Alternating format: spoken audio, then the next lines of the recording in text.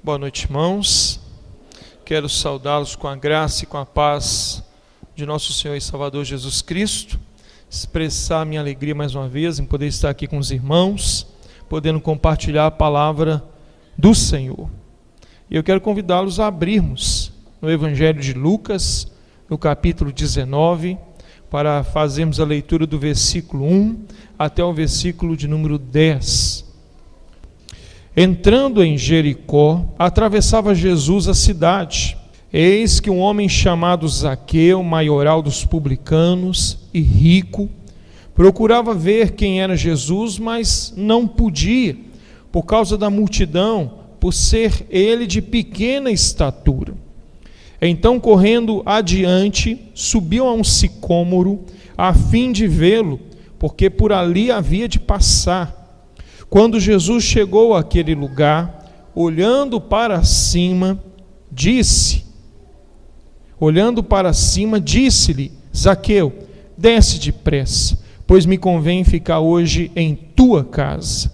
Ele desceu a toda pressa e o recebeu com alegria. Todos os que viram isto murmuravam, dizendo que ele se hospedara com um homem pecador. Entre mentes, Zaqueu se levantou e disse ao Senhor, Senhor, resolvo dar aos pobres a metade dos meus bens, e se em alguma coisa tenho defraudado alguém, restituo 4 vezes mais. Então Jesus lhe disse, hoje houve salvação nesta casa, pois que também este é filho de Abraão. Todos juntos, versículo 10. Porque o Filho do Homem veio buscar e salvar o perdido.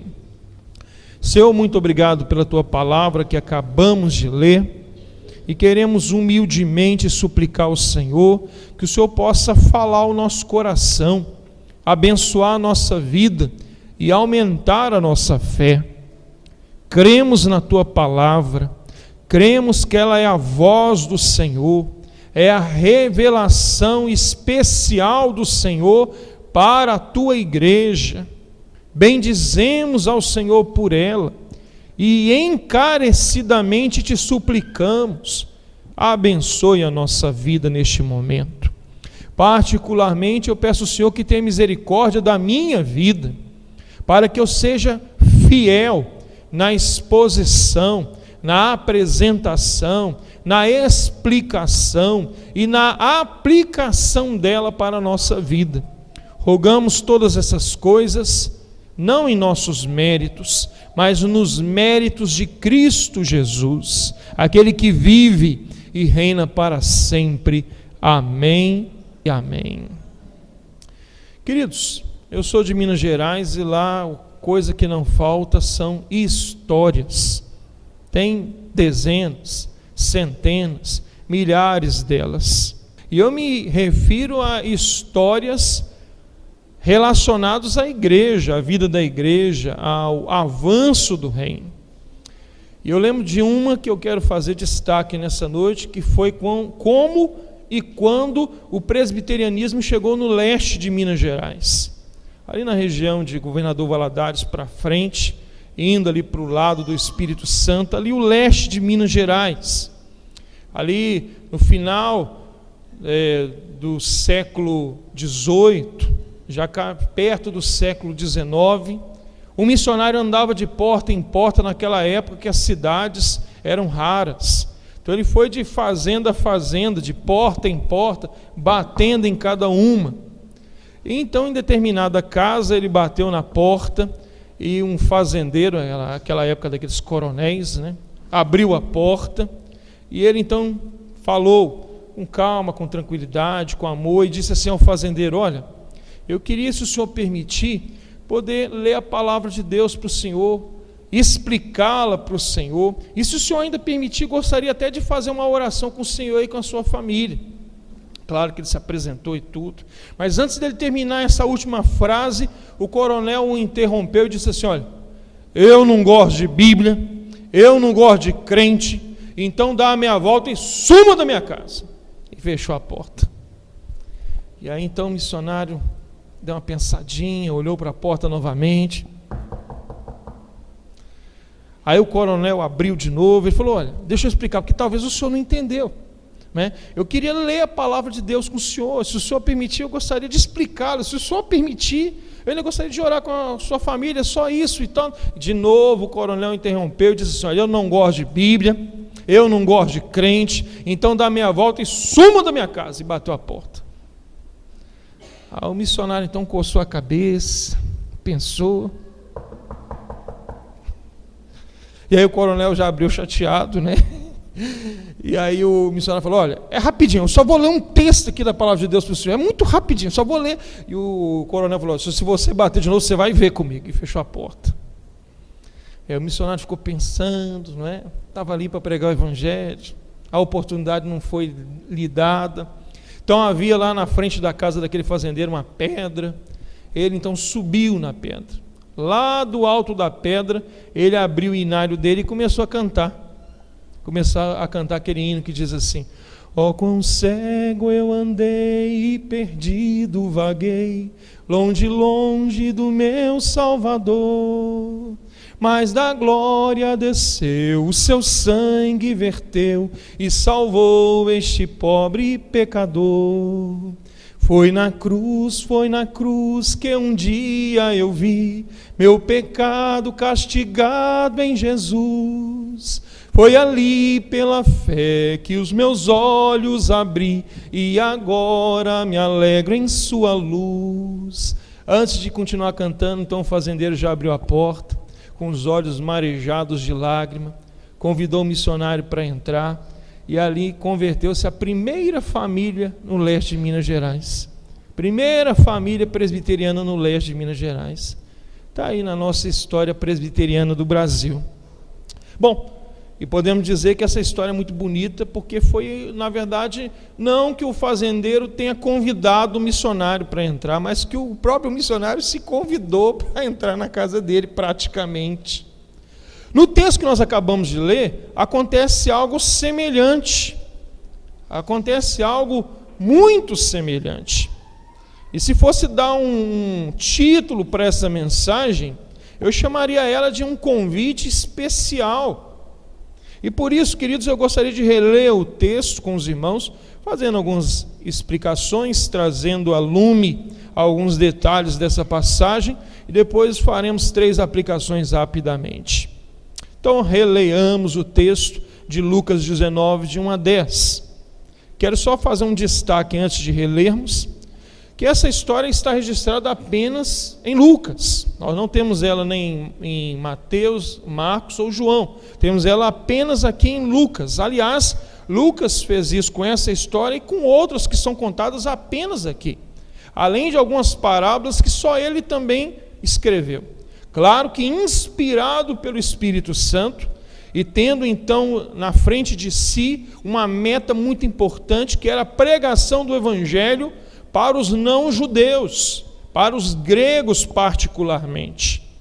E a ênfase que ele dá no seu Evangelho é exatamente a caminhada. Claro que ele destaca com muita ênfase também o nascimento do Senhor Jesus Cristo, a sua crucificação, ressurreição e ascensão. Entretanto, no miolo do Evangelho, a grande ênfase que ele dá é na caminhada, na trajetória do Senhor Jesus Cristo para Jerusalém, para o grande clímax da sua obra aqui na terra. E Lucas faz isso então narrando as caminhadas de Jesus. Aqui, mais uma vez, por exemplo, começa o texto dizendo: entrando em Jericó, atravessava Jesus a cidade, rumo a Jerusalém. Capítulo 20, ele vai já adentrar Jerusalém. Essa é a colocação, como que Lucas registra os fatos e colocam eles nessa ordem de Jesus caminhando para Jerusalém.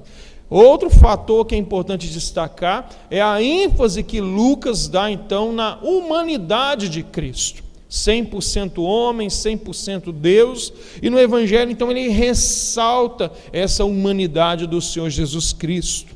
É uma ênfase interessante, por exemplo, pelo fato do Senhor Jesus Cristo se autodenominar, olha no versículo 10, porque o Filho do Homem veio buscar e salvar o perdido. Essa expressão, ele então estava aplicando da profecia de Daniel. trazendo lá da profecia de Daniel e fazendo aqui a aplicação para um povo que entendia muito bem aquela profecia e aguardava de fato a manifestação, a revelação do Filho do Homem, o próprio Deus encarnado, para realizar a sua obra no meio de seu povo. Pois bem, feitas essas explicações, vamos ao texto. Entrando em Jericó, atravessava Jesus a cidade. Jericó, queridos, era um tipo de cidade assim bem curiosa, porque havia a velha Jericó e a nova Jericó. Por exemplo, nós temos aqui no capítulo anterior, Jesus curando um cego chamado Bartimeu. Lá em Mateus, por exemplo, vai falar da mesma cidade de Jericó e do mesmo episódio aqui, de Jesus curando 2 cegos em Jericó. E alguém poderia dizer assim, puxa, houve uma contradição de forma alguma. Na verdade, por haver essas 2 cidades, foram 2 eventos diferentes. Jesus está aqui no caso, entrando em Jericó. Lá, curiosamente, em Mateus está o texto saindo de Jericó. Olha que interessante. 2 cidades, uma velha e uma antiga, e nós temos muitos casos assim no Brasil também. Por exemplo, a palavra Jericó, não sei se você recorda dela, essa cidade, ela é recordada quando então Israel já saiu do Egito, caminhou os 40 anos pelo deserto, está entrando na terra de Canaã, e a primeira cidade então que eles chegam perto é a cidade de Jericó. Não sei se vocês recordam, vai lá os espias para ver como é que é a cidade, como é que é o exército, até a prostituta Raabe esconde esses espias e tudo. Bom, aí o povo anda em derredor da cidade, cantando, em determinado momento eles então assopram as trombetas, e aí acontece aquele milagre inacreditável, dos muros da cidade caírem de dentro para fora, algo inacreditável, o Senhor Deus vencendo todo um exército com a sua mão poderosa, e o povo não fez nada. O Deus Todo-Poderoso é que realizou aquele grande milagre. Entretanto, o Senhor Deus tinha dado uma ordem ao povo: não quero que peguem nada de Jericó, vão pegar nada, não encostem em nada. Aí, não sei se vocês lembram, também tem aquele episódio de Acã, que acabou pegando o que não devia, foi punido, foi disciplinado por causa disso. Entretanto, havia uma razão do porquê não pegar nada, porque o Senhor Deus estava amaldiçoando aquela cidade, e na maldição que o Senhor Deus lançou sobre Jericó, ele vai até dizer o seguinte: olha, quem tentar reedificar Jericó, morrerá o filho de quem construiu e de quem mandou. E não teve um rei no tempo de Israel que tentou reconstruir Jericó? Vocês acreditam nisso? E morreu o filho dele, e morreu o filho do construtor também. Pronto. Então, Jericó era como que uma cidade amaldiçoada. Por isso, 2 Jericós. Uma, aquela cidade velha que ninguém ousava triscar a mão. Deixa isso aí do jeito que está. E uma nova Jericó. Já no Império Romano, com soldados romanos por ali, com uma política própria, uma cidade próspera, diga-se de passagem. Entretanto, que tinha esses detalhes. Jesus entra em Jericó, atravessa a cidade. Muito bem, no versículo 2 nos conta que tinha um homem naquela cidade, cujo nome era Zaqueu. Ele é chamado aqui de maioral dos publicanos e rico. São 3 detalhes que são destacados a respeito dele. Primeiro, maioral dos publicanos. Esse detalhe é interessante, porque ele só aparece aqui em todo o Novo Testamento. Mas também não é nada assim também demais. É apenas o fato de destacar que ele era o líder, ele era o chefe dos publicanos lá na cidade de Jericó. Aliás, quem eram os publicanos? Os publicanos eram os cobradores de impostos para o Império Romano. Cada cidade do Império Romano havia publicanos.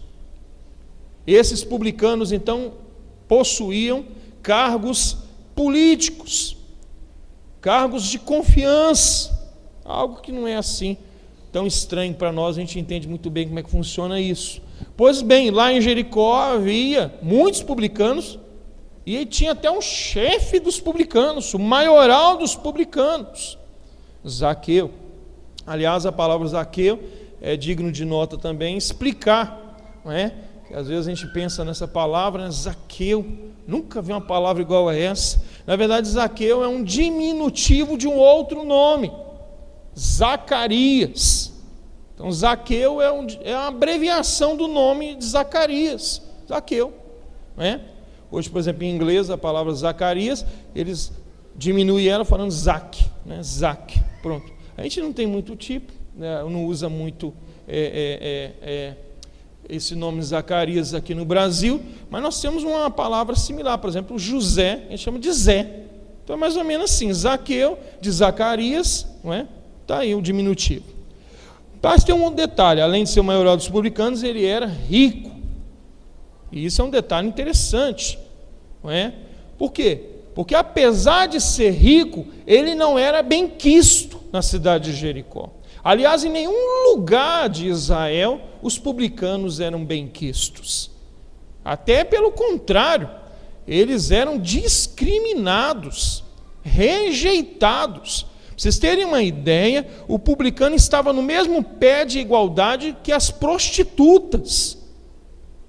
Falar que ia se encontrar com um publicano era um pecado terrível.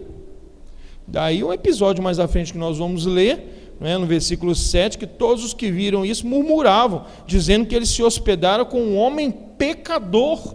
O publicano era publicamente um pecador, ele não tinha o direito de entrar na igreja, ele não podia entrar na sinagoga quando estivesse havendo culto, ele podia ir na hora que não tinha um culto, mas na hora do culto ele não podia entrar, só para vocês terem uma noção da situação.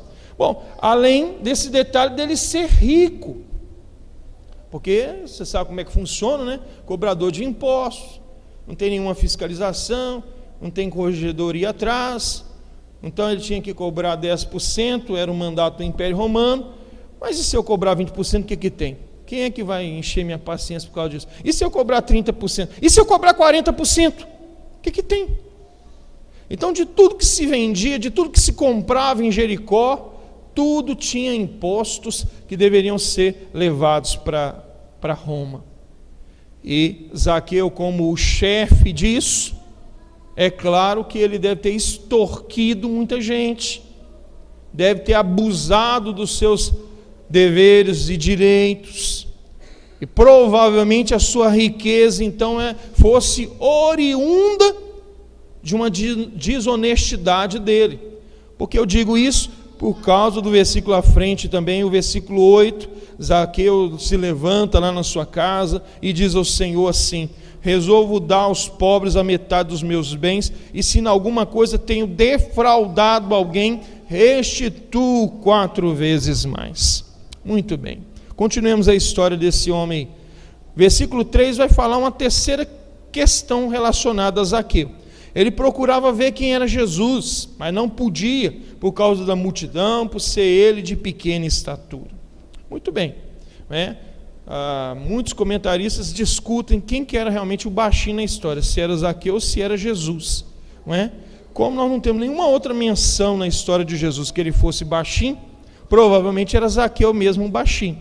E ele queria ver Jesus, mas ele não conseguia, porque tinha muita gente, não é? E ele não conseguia ver. Daí então a sua iniciativa no versículo 4, diz assim o texto: então correndo adiante, subiu a um sicômoro a fim de vê-lo, porque por ali havia de passar. Sicômoro, uma árvore que não era fértil, que não dava frutos, mas dava sombra, e era uma árvore boazinha, assim, até para subir mesmo, muito comum ali nas estradas de lá e para cá, não é? Então uma árvore muito comum na Palestina até os dias de hoje. Pois bem, ele subiu numa árvore dessas com a finalidade de ver quem que era Jesus. Ok. Versículo 5 diz assim: quando Jesus chegou àquele lugar, olhando para cima, disse: Zaqueu, desce depressa, pois me convém ficar hoje em tua casa. Ele desceu a toda pressa e o recebeu com alegria.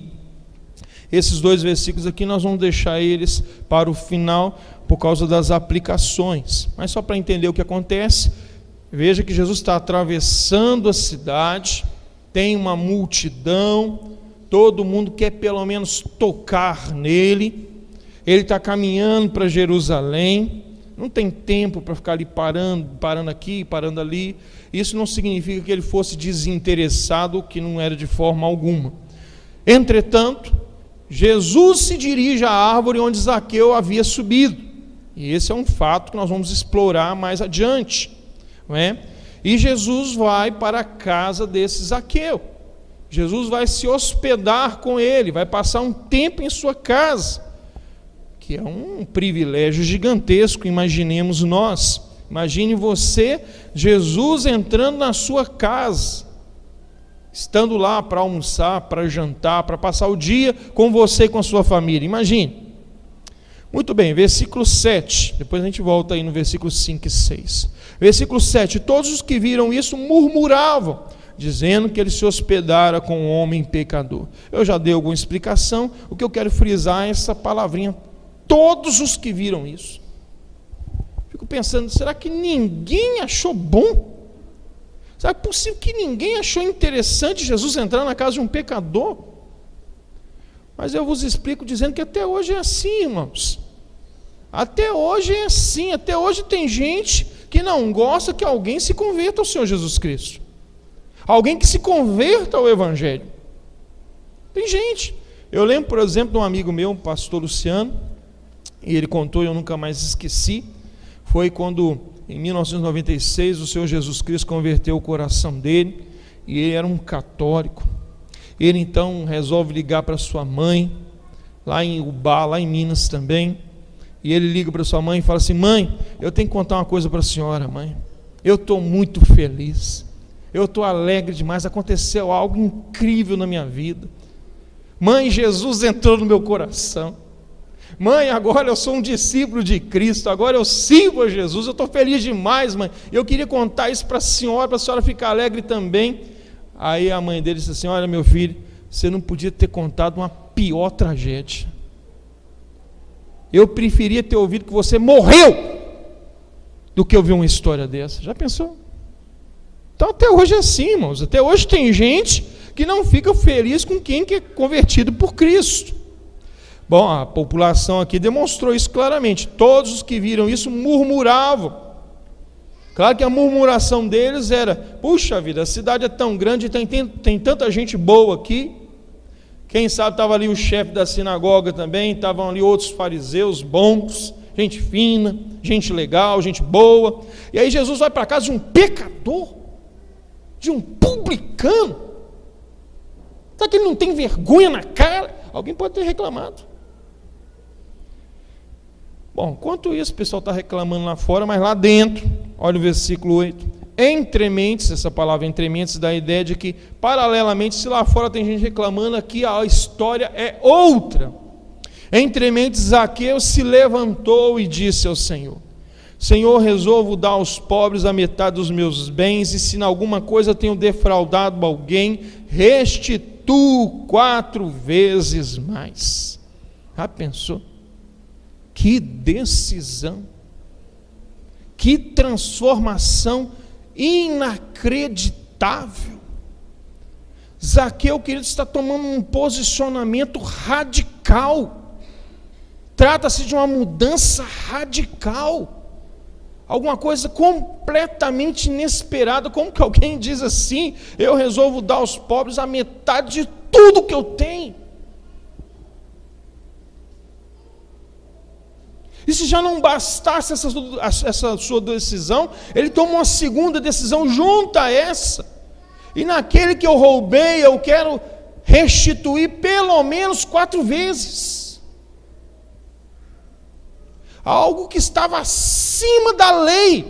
Porque se alguém, por exemplo, roubasse uma ovelhinha do seu vizinho, a lei previu o seguinte: que ele tinha que restituir o seu vizinho com uma outra ovelha e pagar aproximadamente 1/3 em dinheiro como multa pelo assalto dele. Mas não, Zaqueu está dizendo o seguinte: naquele que eu defraudei, eu quero restituir 400%. Queridos, isso é inacreditável, é uma mudança radical. Algo aconteceu na vida de Zaqueu e profundamente mudou a sua vida, mudou a sua razão de ser e de existir. Versículo 9. Então Jesus lhe disse: hoje houve salvação nesta casa, pois que também este é filho de Abraão. Queridos, que palavra de Cristo! Sabe o que Cristo está revelando aqui para mim e para você? Que ele entrou na casa de Zaqueu para pregar o evangelho para Zaqueu se converter, porque Zaqueu era um predestinado, era um eleito, foi escolhido por Deus antes da fundação do mundo. Ainda que lá fora, na rua, todo mundo o chamasse de pecador, para Cristo se tratava de um perdido que estava sendo achado. Tanto é a ênfase no versículo 10, porque o Filho do Homem veio buscar e salvar o perdido. Aliás, esse versículo é o versículo-chave de todo o Evangelho de Lucas. É um versículo-chave que nós usamos muito na evangelização. Bom, quais as aplicações que eu gostaria de fazer nessa noite? Por que falarmos desse texto que é tão conhecido? Talvez você poderia dizer para mim: pastor, puxa vida, mas achei que eu ouvi uma palavra nova hoje, o senhor vem pregar uma palavra que eu ouço desde quando eu era criança, né? Zaqueu pequenino, desde pequenininho a gente ouve, canta, aí o senhor vem cá e prega de novo, eu estou cansado. Espero que não, irmãos. A palavra é boa por pelo menos 3 aspectos, por 3 motivos, por 3 razões, por 3 significados importantíssimos que eu quero destacar e aplicá-los para a nossa vida. Então vamos reler o versículo 5 e 6, que eu disse que deles é que a gente ia extrair essa aplicação. Quando Jesus chegou àquele lugar, olhando para cima, disse-lhe: Zaqueu, desce depressa, pois me convém ficar hoje em tua casa. E ele desceu a toda pressa e o recebeu com alegria. Por que o convite de Jesus é tão especial? Por que o convite de Jesus é extraordinário? Por que o convite de Jesus é o melhor que existe? Em primeiro lugar, queridos, porque trata-se de um convite pessoal. Pessoal. Veja que a palavra de Deus diz para nós que Zaqueu queria subir numa árvore para ver quem era Jesus. Mas curiosamente, Jesus se dirige até a árvore, Jesus olha para cima, Jesus olha e diz assim: Zaqueu! Zaqueu queria saber quem era Jesus, mas Jesus já sabia quem era Zaqueu. O convite de Jesus é especial porque ele é pessoal. Jesus vem em busca para salvar o perdido que ele já conhece. Aqueles que o Pai me deu é maior do que tudo. O convite de Jesus é especial, queridos, porque quando ele nos alcançou, ele fez isso pessoalmente. Bom, temos alguns exemplos nas Escrituras. Lembra, por exemplo, do chamamento de Samuel, que coisa mais linda. Samuel está lá dormindo, de repente: Samuel. Ele vai lá em Eli, achando que o sacerdote tinha chamado ele. Ele fala: não te chamei não, rapaz, vai dormir. Ele vai deitar de novo, de repente: Samuel.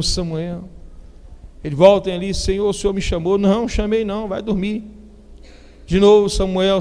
Ele vai lá em Eli: Senhor, o Senhor está me chamando? Ele falou: não sou eu não. Mas quando você ouvir o chamado de novo, diga assim: fala, porque o teu servo ouve. Chamado pessoal. E no Novo Testamento, você lembra do chamamento de Paulo? Quando ainda nem era Paulo, era Saulo. Está matando o crente adoidado, está indo para mais uma cidade, a finalidade é prender mais crente, matar uns, quem sabe. E aí no meio do caminho ele cai do cavalo literalmente. É um sol, é uma luz fortíssima. E ele ouve uma voz do céu, lembra? Qual que é a voz que ele ouve do céu? Saulo, Saulo, por que me persegues? Queridos, o convite de Cristo é pessoal. Ele conhece você e eu muito mais do que possamos imaginar conhecê-lo. Bom, esse convite também é especial não apenas por ser pessoal, mas porque se trata de um convite urgente. Já expliquei, Jesus está caminhando para Jerusalém, ele está apenas passando por Jericó, mas ele olha e diz: Zaqueu, desce meu filho, mas desce depressa, porque hoje eu vou para a sua casa. Mas tem uma partícula nessa frase que é muito bonita, queridos. Olha só: desce depressa, pois me convém ficar hoje em tua casa. O plano é esse, Zaqueu. A missão é essa. Hoje eu vou para a sua casa, rapaz. Desça logo. E é interessante porque o convite de Jesus é especial, não pela uma ideia de pressa. A urgência aqui não se trata de pressa, trata-se de prioridade. Zaqueu, nada mais é importante agora, meu filho, do que você me receber na sua casa. Anda logo. Bom, e a Bíblia diz que a resposta de Zaqueu foi imediata. Olha aí, Zaqueu desceu a toda pressa. É interessante que a palavra aqui do original grego trazido para o português coloca toda pressa, mas a ideia é que é quase que ele despencou lá de cima. Falou: é para aí, já estou indo, já estou lá. Desceu com toda a pressa. O convite de Jesus é especial, queridos, por ser uma prioridade e a maior de todas, a maior que existe. É interessante que nós vemos alguns fatos também na história bíblica que diz respeito a isso. Lá no Antigo Testamento eu lembro quando Jonas chega a Nínive. É o profeta que é chamado pelo Senhor para pregar em Nínive. E ele tinha então um momento, ele tinha um tempo. Ele precisava avisar aos moradores de Nínive que dentro de 40 dias Nínive seria subvertida. É um dos menores sermões que existe na Bíblia. Imagina, o cara ficar pregando durante 2 dias sem parar. Dentro de 40 dias Nínive será subvertida. Dentro de 40 dias Nínive será subvertida. Deve ter ficado rouco de tanto falar isso. Dentro de 40 dias Nínive será subvertida. Dentro de 40 dias Nínive será subvertida. Dentro de 40 dias Nínive será... E lá e para cá, 2 dias sem parar. E o que é interessante, que o rei entendeu o recado. Ele conclama o povo a um jejum, a um arrependimento. E imediatamente mais de 120 mil pessoas são convertidas pelo Senhor naquele lugar. Já pensou, um sermão, mais de 120 mil pessoas. É a prioridade. É o tempo da salvação. Já no Novo Testamento nós temos uma palavra interessantíssima, que é a palavra dirigida às igrejas da Ásia. Lembra lá em Apocalipse, capítulo 2 e 3, as 7 igrejas da Ásia? Há uma mensagem para essas igrejas. Essa mensagem é do Senhor Jesus. Em todas as cartas ele fala a mesma coisa: eu conheço as tuas obras. Mas tem uma igreja que é interessante, a última naquela relação, que é a igreja de Laodiceia. Não sei se vocês recordam, mas dentro do conteúdo daquela carta, Jesus diz assim para aquela igreja: eis que eu estou à porta e bato. Capítulo 3, versículo 20 de Apocalipse. Eis que eu estou à porta e bato. Se alguém abrir a porta, eu entrarei. Cearei com ele e ele comigo. Lembra? É curioso, porque nós usamos esse texto, por exemplo, para evangelização, mas ele não tem nada a ver com evangelização. Jesus está se dirigindo à sua igreja, mas curiosamente ele está do lado de fora da igreja. E no sentido daquela carta lá, o empenho de Jesus para a igreja é o seguinte: olha, vocês precisam de mim, então abra a porta e deixa eu entrar. Há uma urgência, há uma prioridade maior. E nós temos que ter muito cuidado, queridos. Sabe por quê? Porque às vezes nós nos esquecemos disso. Bom, ainda há uma terceira aplicação. o chamado ele é especial, o convite é especial porque ele é pessoal, ele é urgente, mas em terceiro lugar ele é irresistível. O texto bíblico nos diz que ele desceu com toda a pressa, mas olha que interessante o detalhe no versículo 6, e o recebeu com alegria.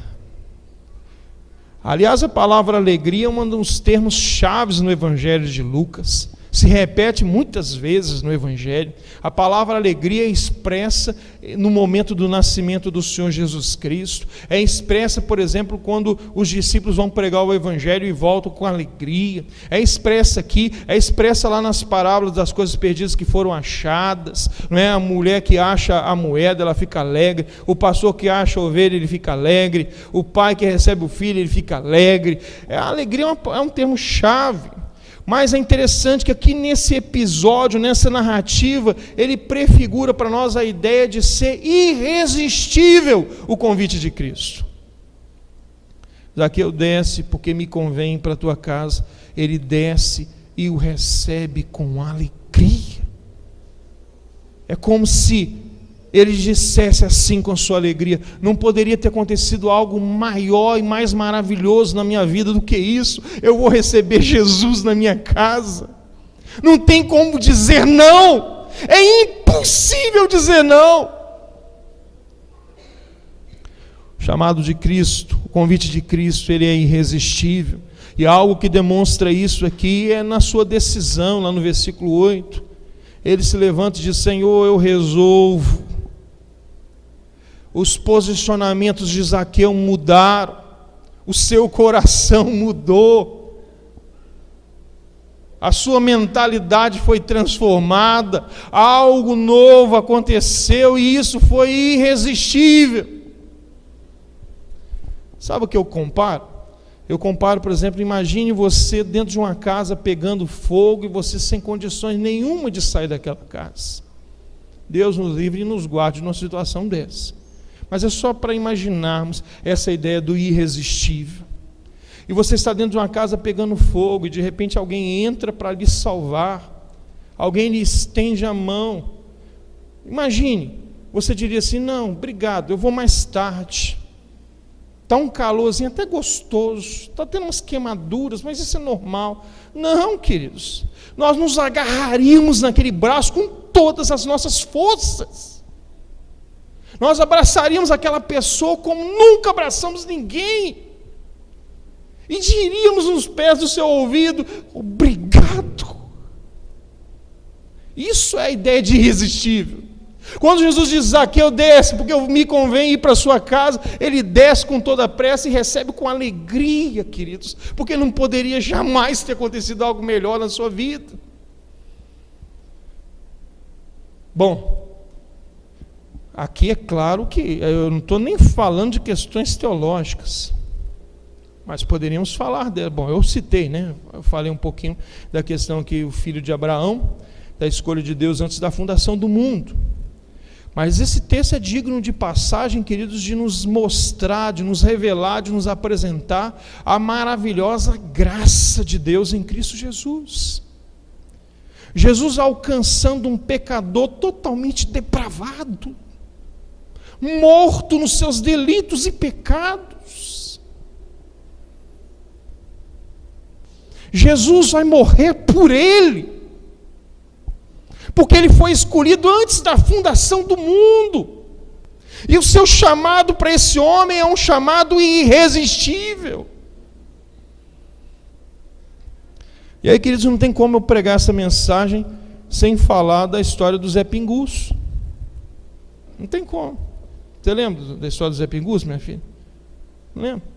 Não, mas tem gente que lembra, não é possível. Quer ver? Quem que lembra da história do Zé Pinguço? Tá, ferro. Não é ninguém. Não levantou, não.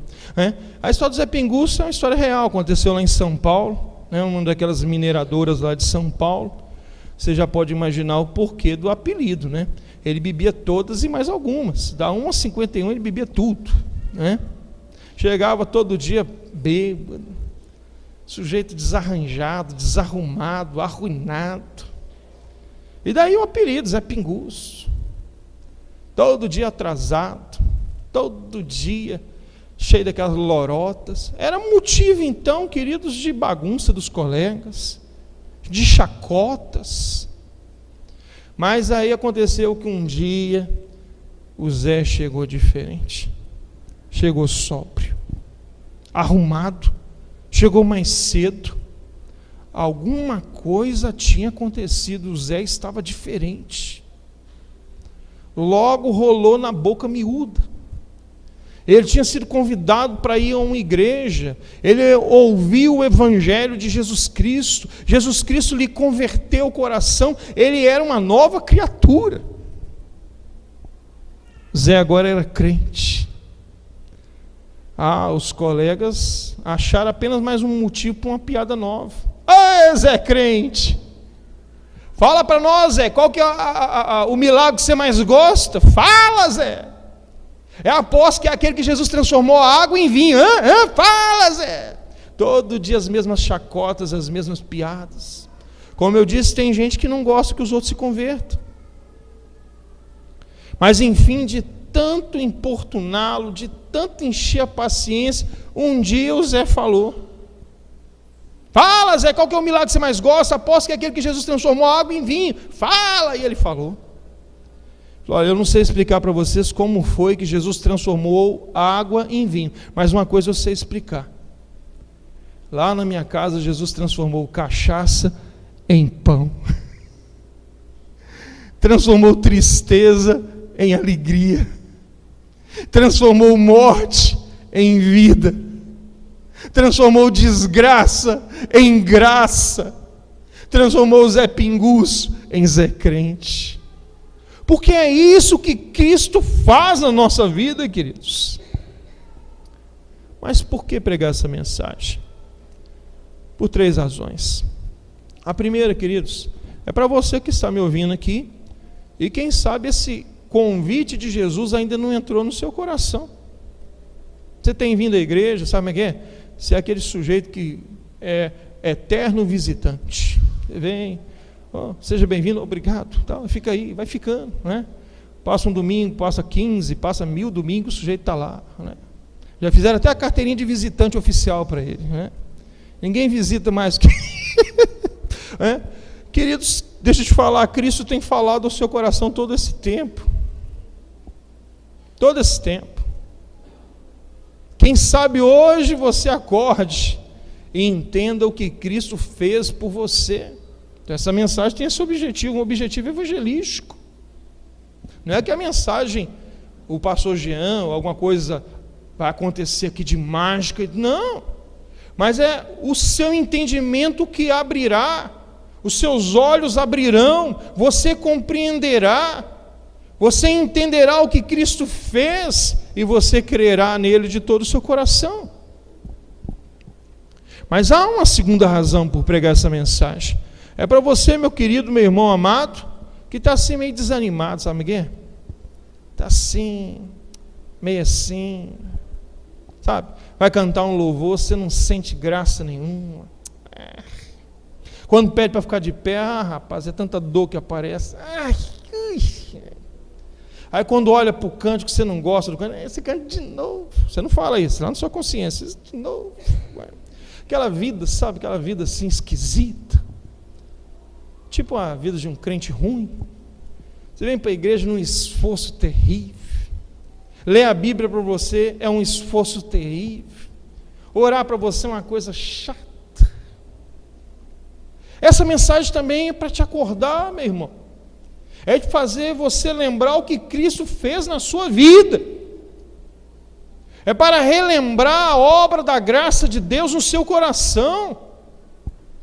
É para te despertar como despertou Cristo, a mensagem dele, a igreja de Laodiceia. Acorda, meu filho! Esse é o sentido. E por último, queridos, há também a razão de pregar essa mensagem para que nós entendamos que somos instrumentos de Deus para levar essa mensagem adiante, para compartilhá-la com outros, para darmos o testemunho do que Cristo fez na nossa vida, do que Cristo tem realizado em nós. E assim o reino de Deus avança. É nossa responsabilidade. A responsabilidade foi dada para a igreja, foi dada para mim e para você. Então, por essas 3 razões, queridos, nós temos essa mensagem diante de nós. E eu peço a Deus que Ele possa completá-la no seu coração, no nome de Jesus. Eu peço a Deus que essa mensagem seja plantada dentro do nosso coração como uma semente que possa dar frutos para a glória do nome de Cristo. Possa dar frutos genuínos de arrependimento para nós. Em nome de Jesus Cristo, que Ele nos ajude. Amém.